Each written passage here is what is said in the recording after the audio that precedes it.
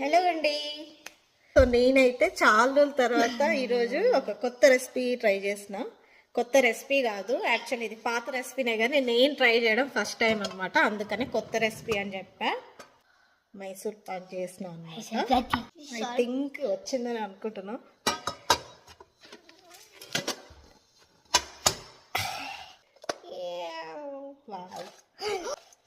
మంచిగా వచ్చేసినాయి. Look at that colour. తింటాను. చాలా బాగా వచ్చింది. పోయేస్తావా? ఎట్లుందిరా?